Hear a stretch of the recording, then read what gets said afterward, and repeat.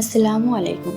এই গরমে যদি মন আর শরীর দুটোই ঠান্ডা করতে চান, তাহলে আজকের এই ম্যাঙ্গো ফালুদা আপনার জন্য একদম পারফেক্ট। খুব সহজে ঘরেই রেস্টুরেন্টের মতো ফালুদা বানিয়ে ফেলতে পারবেন। এই ম্যাঙ্গো ফালুদা না খেলে গরমটাই অসম্পূর্ণ। এটা বানানোর জন্য যে উপকরণগুলো লাগবে চলুন সেগুলি দেখে নেওয়া যাক।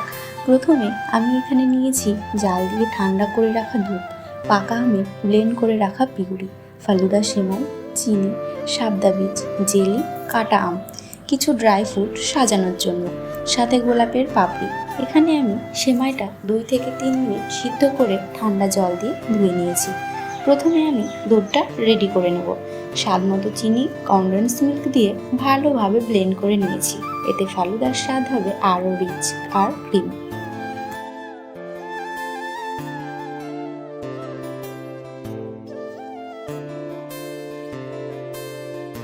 এবার সাজানোর পালা। প্রথমে একটি গ্লাসে আমের পিউরি, ফালুদার সেমাই, দুধ, সাবদা বীজ, জেলি, কেটে রাখা আম,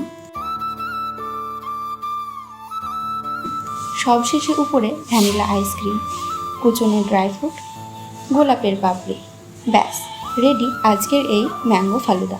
এটা চাইলে তোমরা ফ্রিজে রেখেও খেতে পারো।